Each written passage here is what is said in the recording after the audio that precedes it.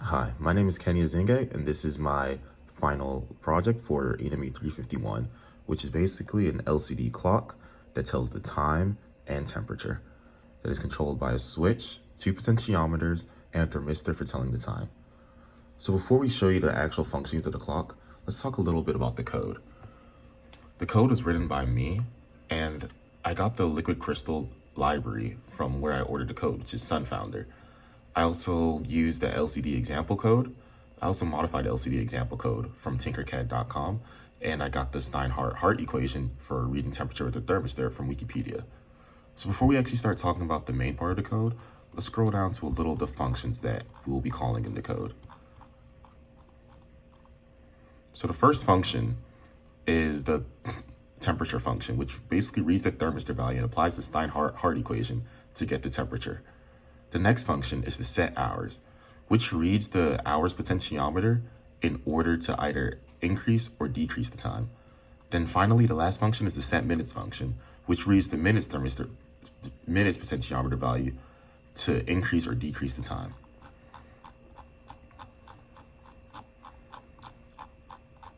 Talking a little bit about the setup, of course we had to include the Liquid Crystal library from the Sunfounder website, initialize all of our ports and variables, and then the setup, we had to start the serial monitor to allow our things to communicate with processing, and of course we had to initialize the LCD and all the ports.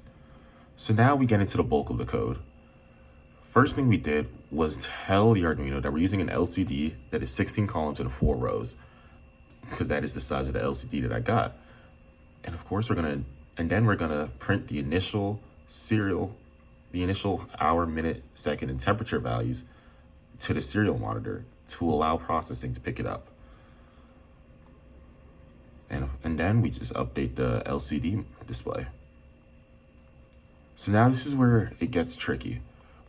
We know, of course, it has to update every second to tell the accurate time, but we also don't want it to wait every second while updating the hours and minutes when the time is being set. So what I did was I created two different loops: a for loop that reads a while loop twice that uses the while millis function, shout out Dr. Mitchell, to accurately read the time, which is much more accurate than just using a regular delay function. So basically in the first loop, it checks if the T-set, which is the switch, is set to setting time, which allows you to move the potentiometer to set the minutes and the hours. As you can see, these are the functions. And then all it does is reread T-set to make sure it's on or off, and it just updates the display while that's running. So if T-set isn't on, it just makes sure to check that the seconds, if it equals 60, it returns to 0 and adds the minutes. If minutes equals 60, the hours update, and so on and so forth. And of course, it updates the display. So once that while loop runs twice, the seconds is automatically updated because we wanted to keep accurate time and update every second. And once again, it manages second, minutes, hours overflow because that was in the loop, so it won't run. And that's the bulk of the Arduino code. Next, we go into the processing code, which is just a very simple processing code because I just wanted to use processing to read the time before I got the LCD set up. So as you can see, processing, just simple processing: create the window size, read the serial, get the serial array, and then give the serial array its variables: size, fill, text size, text, and it just displays to the screen like this, which is accurate with the LCD. So we're actually using the LCD.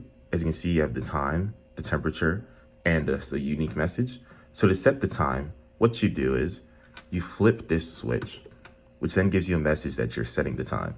And while setting the time, if you turn the potentiometer to the right, the minute potentiometer to the right, you increase the minutes, as you can see there, and then send it back to the center, it stops increasing. And then if you turn the hours potentiometer, you increase the hours, which will send it back to 0 if it passes 12. And that's my clock that reads temperature. Thank you.